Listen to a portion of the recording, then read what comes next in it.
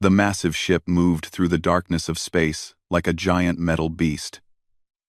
Commander Vex Prime stood on the bridge, his pale hands pressed against the control panel. His tall, thin body cast a shadow across the floor as he watched the blue planet grow larger on the screen. Earth looked small and helpless from this distance. Just another world to add to the Zephyrian Empire. Vex Prime had done this 400 times before. 400 worlds had fallen to his soldiers. This one would be no different. "Report," he said to his second-in-command. "All ships ready, Commander. 50,000 soldiers prepared for drop." No resistance detected from the surface. Vex Prime nodded. The humans were primitive. Their technology was laughably basic. They still used chemical rockets to reach space. They fought wars with metal bullets and simple explosives. Some of their people did not even have access to electricity. The intelligence reports made it clear. Humans had no energy shields, no plasma weapons, no faster-than-light travel. They were divided into hundreds of small groups that fought among themselves, perfect targets for conquest. "Begin the descent," Vex Prime ordered. Around Earth, 300 Zephyrian ships moved into position. Each ship carried thousands of drop pods. Inside each pod, a Zephyrian soldier waited in perfect silence. They did not speak to each other because they did not need to. Their minds were connected. When one soldier saw something, they all saw it. When one made a plan, they all knew it instantly. This was how the Zephyrians had conquered so many worlds. Their soldiers moved like parts of a single giant machine. They thought as one mind. They acted as one body. No enemy had ever found a way to fight against such perfect teamwork. The first wave of pods shot toward Earth like falling stars. The humans had detected them, of course. Their primitive radar systems were not completely useless. But detection meant nothing when you had no way to stop what was coming. Vex Prime watched the tactical display as red dots spread across a map of Earth. New York, London, Paris, Tokyo, Moscow, Beijing. All the major human cities would be hit at once. Within 6 hours, the conquest would be complete. "Sir," his communications officer reported, "human military forces are mobilizing. Aircraft and ground troops moving toward impact zones." Vex Prime almost smiled. The humans were brave. He would give them that. But bravery without proper weapons was just another word for stupidity. The first pods broke through Earth's atmosphere, their heat shields glowing orange as they cut through the air. Inside the pods, Zephyrian soldiers checked their weapons one final time. Energy rifles that could melt through steel. Plasma grenades that could level buildings. Personal shields that could stop any human weapon. Pod after pod slammed into the surface. Central Park in New York became a field of smoking craters. Hyde Park in London was torn apart by the impacts. The Champ de Mars in Paris shook as dozens of pods buried themselves in the earth. The pods opened with mechanical hisses. Steam rose from the heated metal as the doors dropped down to form ramps. From each pod, 10 Zephyrian soldiers emerged in perfect formation. They were beautiful and terrible to see. 7 feet tall, with pale skin that seemed to glow in the sunlight. Their movements were fluid and exact. They raised their weapons as one and began to advance. In Central Park, early morning joggers stopped and stared. Some pulled out their phones to record what they were seeing. Others ran away screaming. A few brave or foolish humans approached for a closer look. The Zephyrian soldiers ignored them all. Their mission was clear. Establish control points, eliminate resistance, secure the area for the main force. The humans, with their primitive weapons, posed no threat, but then something went wrong. The first soldier to step fully outside his pod suddenly stumbled. His weapon dropped from his hands as he grabbed his head. A sound came from his throat that was part scream, part sob. Around him, other soldiers were doing the same thing. They fell to their knees, their perfect formation breaking apart.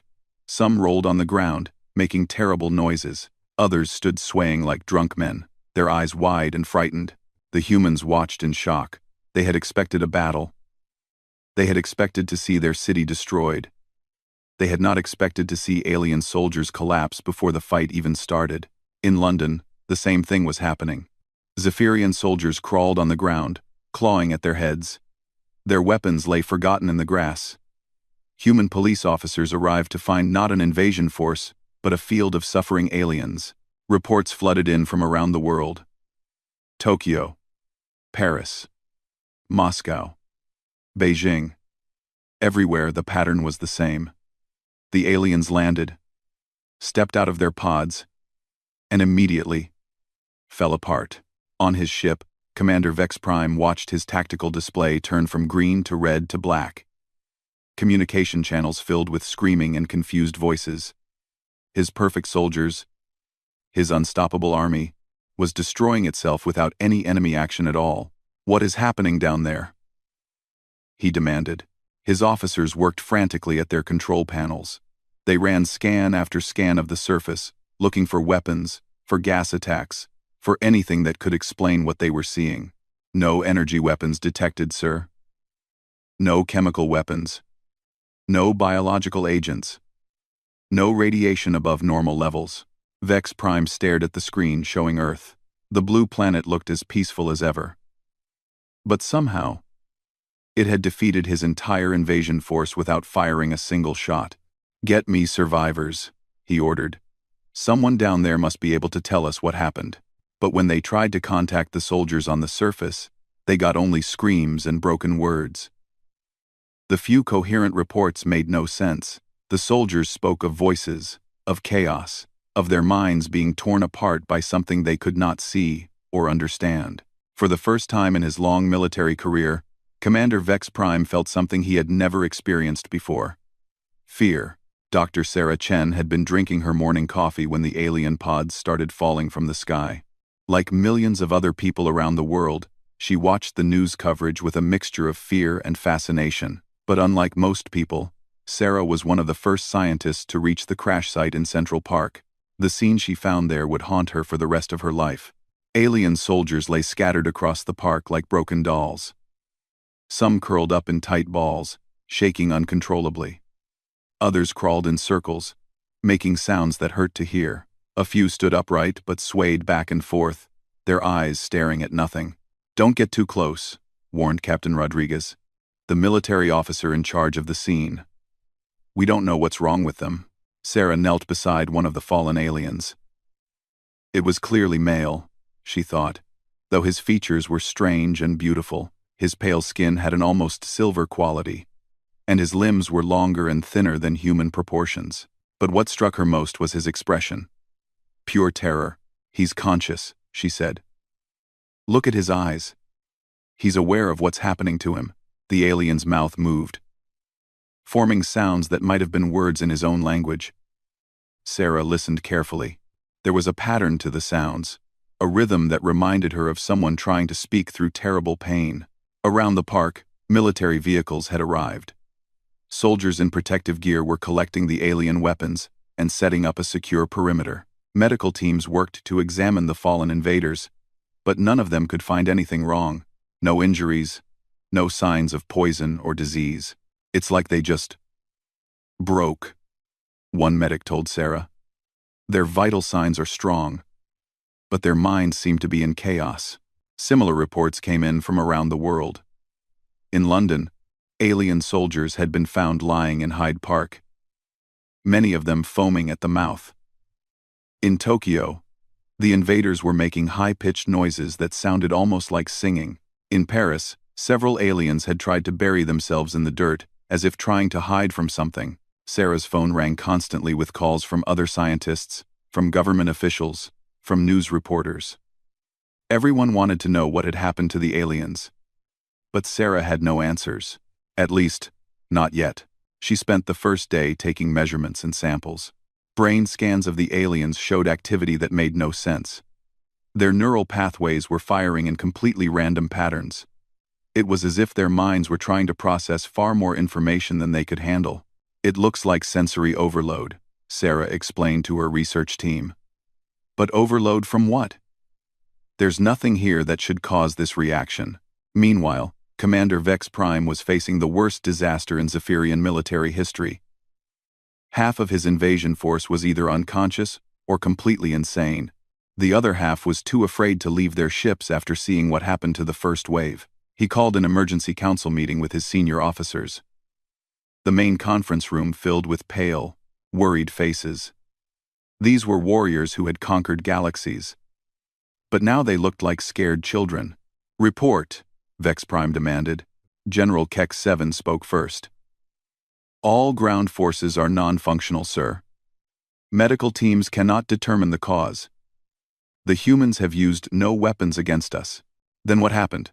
Vex Prime slammed his fist on the table. 50,000 soldiers don't just collapse for no reason." "Sir," interrupted Communications Officer Nix 2, "I've been analyzing the surface transmissions. The humans are as confused as we are.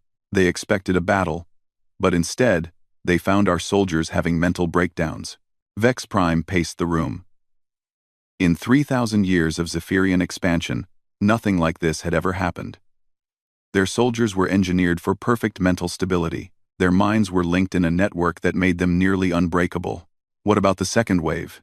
he asked. "Prepared and ready, sir. But the soldiers are requesting additional mental shielding." This was another first. Zephyrian soldiers never requested anything. They followed orders without question or fear. The fact that they were asking for protection meant they were truly terrified.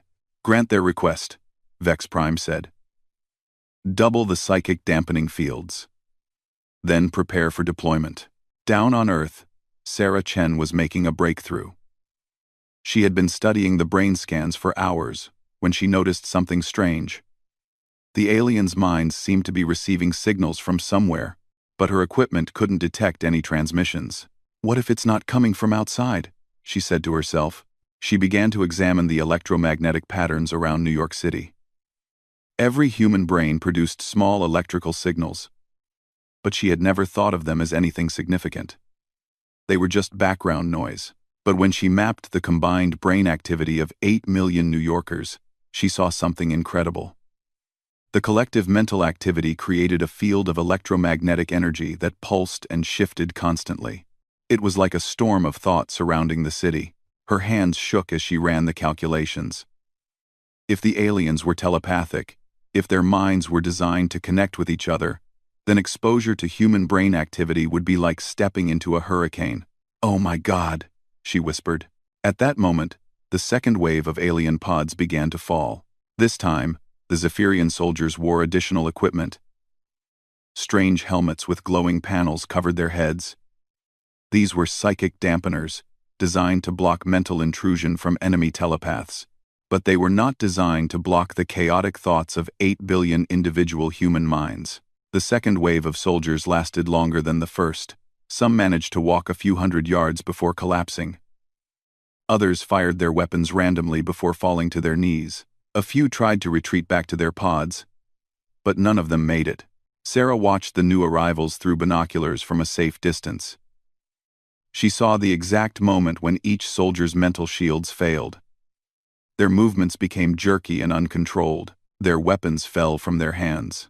Then they joined their comrades on the ground, lost in madness. "Captain Rodriguez," she called to the military commander. "I think I know what's happening to them." "What?" "We're driving them insane," Sarah said, "just by thinking." The emergency meeting in the White House basement included scientists, military leaders, and government officials from around the world. Sarah Chen stood before a room full of the most powerful people on Earth, explaining something that sounded like science fiction. "The aliens are telepathic," she said, pointing to the brain scans on the large screen. "Their minds are designed to connect with each other, creating a shared consciousness. It's how they coordinate so perfectly in battle." President Martinez leaned forward. "But that should make them stronger, not weaker." "It does, against other telepathic species," Sarah replied. "But humans are different. Our brains evolved in isolation. We never developed the ability to share thoughts directly. Instead, each human mind operates independently." She clicked to the next slide, showing a map of electromagnetic activity around major cities. 8 billion humans thinking different thoughts at the same time creates what I call a cognitive storm. When the aliens try to connect their minds to this chaos, they overload. General Patterson spoke up from the back of the room. Are you saying we're accidentally broadcasting our thoughts to them? More than that, Sarah said. We're forcing them to experience the unfiltered consciousness of every human within their telepathic range. Imagine trying to listen to 8 billion radio stations at the same time, all playing different songs. The room fell silent as the implications sank in. Dr. Elena Vasquez from the European Space Agency raised her hand. How do we test this theory? We already are, Sarah replied. I've been monitoring alien brain activity near population centers. The more humans in an area, the worse their mental breakdown becomes. In rural areas with fewer people, some aliens can maintain basic function for several hours before collapsing. Meanwhile, on the Zephyrian flagship, Commander Vex Prime was reaching the same conclusions through bitter experience. His science teams had run every scan possible, looking for weapons, chemicals, or energy fields that could explain their soldiers' condition. The truth was worse than any weapon. The humans don't know they're doing it, reported Chief Science Officer Kex-9. Their minds produce constant electromagnetic noise. For our species, exposure to such mental chaos is like trying to drink from a waterfall. Vex Prime studied the data with growing horror. The human brain patterns showed no structure, no harmony, no shared purpose. Each mind seemed to pull in a completely different direction. How did they function as a species? How did they coordinate anything? Sir, his tactical officer interrupted. The humans are beginning to mobilize. Intelligence suggests they're developing countermeasures. This was impossible. How could a species that couldn't even read each other's minds develop defenses against telepathic attack? But the reports kept coming in.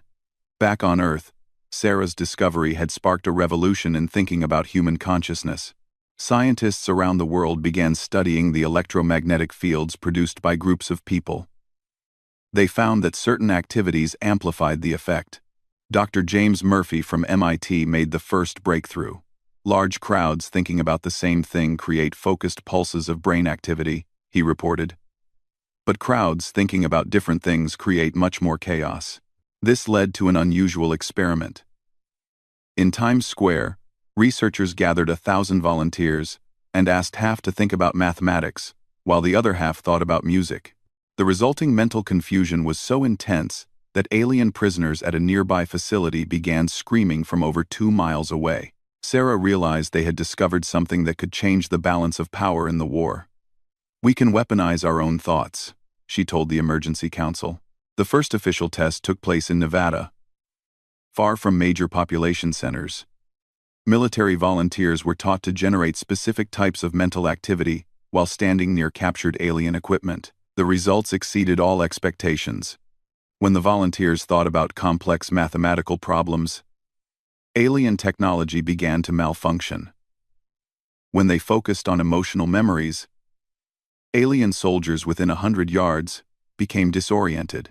But when they were told to think about completely random things, childhood pets, favorite foods, imaginary colors, the effect was devastating. One alien test subject, who had been showing signs of recovery, immediately collapsed and began speaking in broken fragments of both his own language and English. He seemed to be experiencing multiple personalities at once. Stop, he begged in heavily accented English. Too many voices, too many minds. Please stop. The experiment was halted, but the damage was done. The alien had to be sedated to prevent him from harming himself. News of humanity's accidental superpower spread quickly. Social media exploded with discussions about the thought weapon. Scientists appeared on television explaining how human consciousness had become Earth's greatest defense. But it was the ordinary people who turned the discovery into something truly powerful.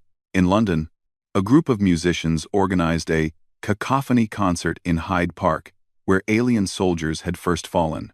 Hundreds of people played different songs at the same time while others recited random poetry or solved math problems out loud. In Tokyo, meditation groups began practicing what they called chaos meditation, deliberately thinking about multiple unrelated things simultaneously. Children proved especially effective at generating mental confusion. Their naturally scattered attention and wild imagination created patterns of thought that alien minds simply could not process.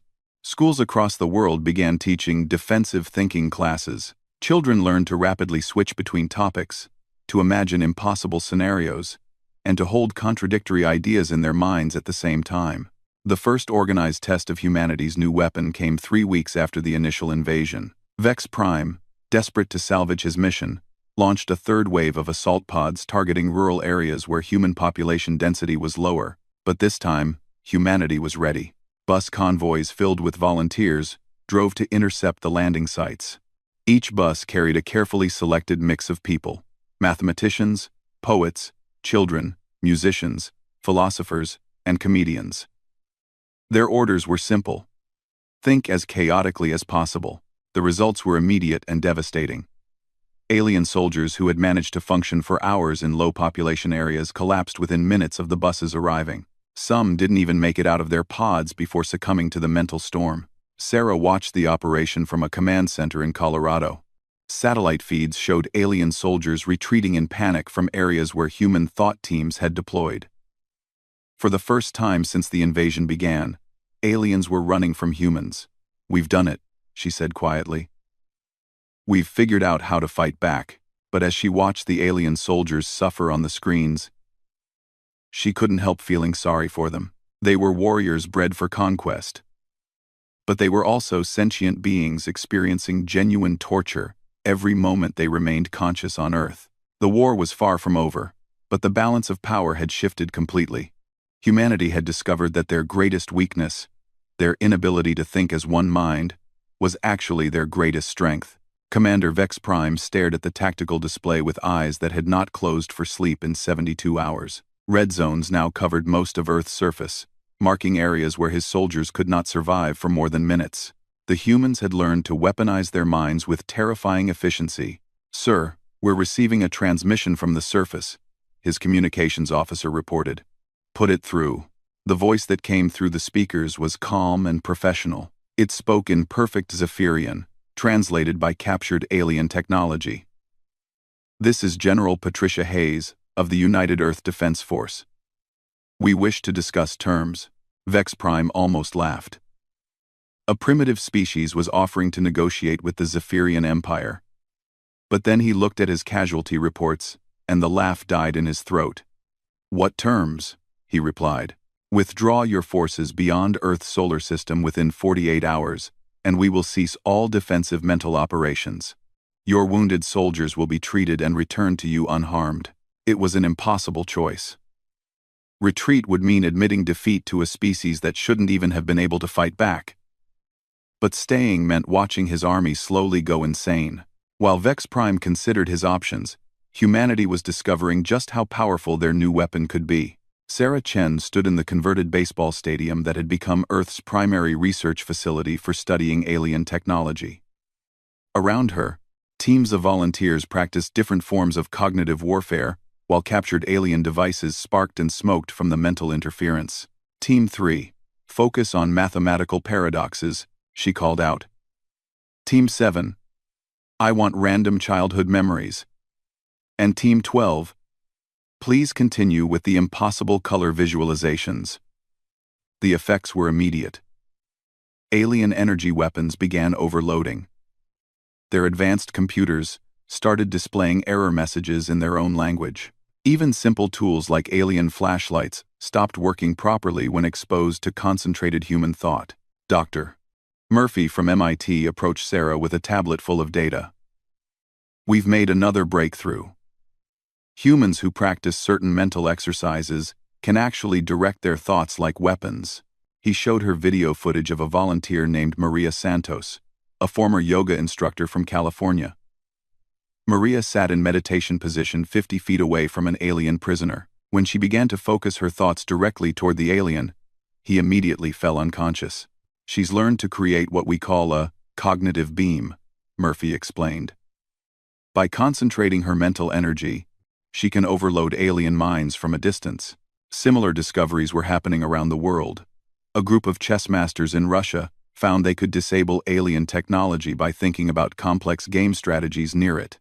Musicians in Brazil learned that improvising jazz, while focusing on alien targets, could cause temporary paralysis. Children proved especially gifted at the new form of warfare. Their ability to imagine impossible things and switch rapidly between ideas made them natural cognitive warriors. Schools began offering special programs for students who showed aptitude for directed thinking. 10-year-old Tommy Chen, no relation to Sarah, became famous for accidentally causing an entire alien scout team to flee by imagining what would happen if gravity worked sideways. The aliens later described the experience as reality breaking apart inside their minds. But it was Emma Rodriguez, a 7-year-old from Phoenix, who made the most significant discovery. While visiting the research facility with her military father, she approached a group of alien prisoners and simply started telling them a story about purple elephants that could fly backward through time while singing opera. 3 adult Zephyrian soldiers immediately began laughing and crying at the same time. When researchers asked them what they experienced, they said Emma's story had somehow infected their shared consciousness, causing them to live through her impossible narrative as if it were real. The little human broke our connection to each other, one alien explained through tears. For a moment, we each experienced individual thought. It was beautiful and terrible. This gave Sarah a new idea. Instead of just causing chaos, humans could potentially reprogram alien minds with specific thoughts and ideas. The military applications were obvious and frightening. General Hayes assembled a special task force of volunteers with strong imagination and the ability to think clearly under pressure. Writers, artists, teachers, and storytellers were recruited from around the world. Their mission was to create cognitive weapons, specific thoughts and ideas designed to disable alien forces. The first test operation targeted Vex Prime's orbital shipyard, where the aliens were trying to build better mental shielding for their soldiers. A team of science fiction writers focused their combined imagination on the facility, visualizing impossible technologies and paradoxical scientific principles. The results exceeded all expectations. Alien engineers working on the shielding devices began trying to build the impossible machines from the writers' thoughts. The shipyard erupted in chaos as workers attempted to construct time machines, perpetual motion engines, and teleportation devices that could only exist in fiction. Vex Prime watched in horror as his most skilled engineers destroyed their own facility trying to build imaginary technologies. The human mind weapon was not just defensive. It could force his people to act on human thoughts, as if they were real. But the commander was not ready to surrender. He ordered his remaining ships to begin orbital bombardment of human population centers. If he could not land soldiers, he would destroy the source of the mental chaos from space. The first energy beam lanced down from orbit toward New York City. But as it approached the atmosphere, something unexpected happened. The beam began to bend and scatter, as if the very air around Earth was rejecting it. Sarah and her team quickly realized what was occurring. The collective mental activity of 8 billion humans was creating more than just electromagnetic noise. It was actually affecting physical reality around the planet. Human thoughts and emotions were generating a field that interfered with alien energy weapons. "We're not just thinking anymore," Sarah announced to the emergency council. "We're reshaping local physics through pure cognitive force." The implications were staggering. Humanity had accidentally discovered a form of consciousness-based reality manipulation. Their chaotic thoughts were creating a protective field around Earth that alien technology could not penetrate. Musicians in Vienna began composing reality symphonies, complex musical pieces designed to strengthen Earth's mental field. Mathematicians calculated impossible equations that caused alien navigation systems to malfunction. Poets wrote verses that seemed to make alien ships lose their way in space. But perhaps most importantly, ordinary people around the world began to understand their role in humanity's defense. Every thought, every dream, every moment of imagination contributed to Earth's protection. Children went to sleep knowing their dreams helped guard the planet. Artists painted knowing their creativity was a weapon. Students studied, knowing their learning made Earth stronger. Commander Vex Prime found himself in command of the most powerful fleet in galactic history. Rendered completely helpless by the scattered thoughts of 8 billion individual human minds. For the first time in Zephyrian military history, retreat was not just an option, it was a necessity for survival. But Vex Prime had one desperate plan remaining. If he could not conquer Earth through force, perhaps he could try negotiation. The humans had shown they could be reasonable. Maybe they would listen to an offer that could benefit both species. He just hoped his remaining soldiers could survive long enough for him to make contact. 6 months after the first alien pods fell in Central Park, Sarah Chen stood in the same location wearing a special helmet covered in blinking lights. The device was humanity's first attempt at building telepathic dampeners, reverse-engineered from captured Zephyrian technology. Around her, the park had been transformed into a sprawling research complex. Alien ships sat in carefully controlled areas, their crews working alongside human scientists to develop new technologies. The sight would have been impossible to imagine just half a year ago. The negotiation that led to this moment had been unlike anything in galactic history.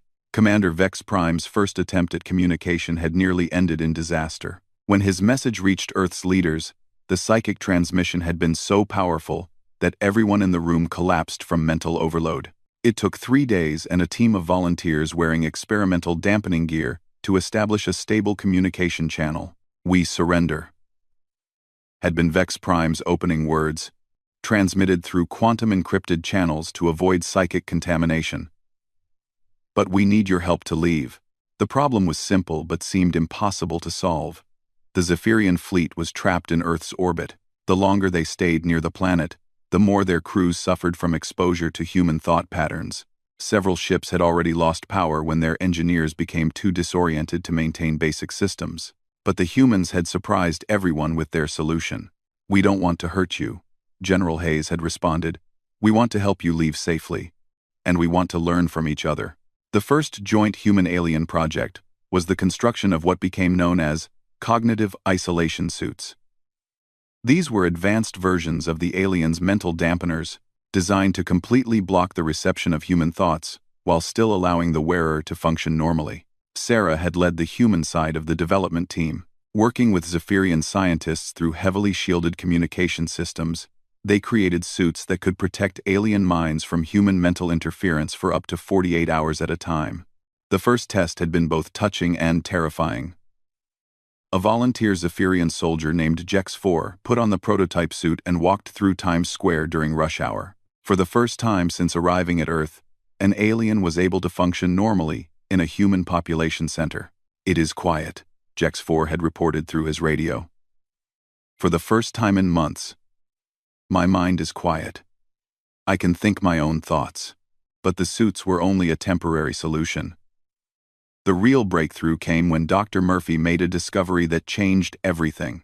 "Human consciousness isn't just chaotic," he explained to the joint research team. "It's creative in ways that no other species has achieved. We can imagine things that don't exist and make them real through technology and art." This led to an unexpected proposal. Instead of seeing human mental chaos as a weapon, what if it could be a tool for advancing both civilizations? The Zephyrian Empire had conquered 400 worlds, but they had never encountered a species that could think truly original thoughts. Their hive mind was perfect for coordination and efficiency, but it couldn't innovate or imagine new possibilities. Humans, on the other hand, were bursting with creative potential but lacked the advanced technology to make their ideas real. "We could work together," Sarah had suggested during one of the shielded communications sessions. "Your technology and our imagination." The first joint project was a new type of faster-than-light drive, based on a design imagined by a science fiction writer from Japan and made possible by Zephyrian engineering. The drive worked by temporarily convincing spacetime that distance was just a suggestion rather than a rule. This was followed by medical advances that combined human creativity with alien precision, architectural projects that defied conventional physics, and art forms that were impossible until both species worked together. But perhaps the most important development was the establishment of Earth as the galaxy's first neutral zone. Word of humanity's unique defensive ability had spread throughout the galaxy faster than anyone expected. Species that had been enemies for millennia suddenly found themselves with a common interest in staying far away from the small blue planet, where thinking the wrong thoughts could drive you insane. This made Earth the perfect location for peace negotiations between hostile alien civilizations. No species could bring weapons or hostile forces to Earth without risking their own mental stability. The first interstellar peace treaty negotiated on Earth involved two species that had been at war for over 1,000 years. When their diplomats arrived wearing cognitive dampening suits, they found that the constant background hum of human thoughts actually helped them think more creatively about solutions to their conflict. Human mental chaos breaks down rigid thinking patterns, explained Dr. Kex-9, the former Zephyrian science officer who had chosen to remain on Earth to study human consciousness. It forces minds to consider possibilities they never imagined before. Within a year, Earth had become the unofficial capital of galactic diplomacy. Alien species that had never been able to communicate effectively found that exposure to carefully controlled levels of human thought helped them understand each other better. Sarah stood in her old laboratory, now expanded into a building that stretched both underground and high into the sky. Through the windows, she could see alien ships landing and taking off regularly, their crews protected by the latest generation of cognitive dampening technology. A soft chime indicated an incoming message. On her screen appeared the face of Ambassador Kex-3, the first Zephyrian to be permanently stationed on Earth. Dr. Chen, Kex-3 said, his English now perfect after months of practice. We have received a request from the Crystalline Federation. They wish to establish formal diplomatic relations with humanity. Sarah smiled. The Crystalline Federation was a coalition of silicon-based life forms from the Andromeda Galaxy. 6 months ago, first contact with them would have been the most important event in human history. Now it was just Tuesday. Schedule them for next week, she replied, and make sure they understand the cognitive safety protocols. As she spoke, Sarah noticed something that still amazed her daily. In the corner of her laboratory, a group of human children were playing with alien toys that responded to imagination rather than physical touch. The toys changed color and shape based on what the children were thinking about. Nearby, a team of human artists worked with Zephyrian engineers to design a sculpture that existed in 4 dimensions simultaneously.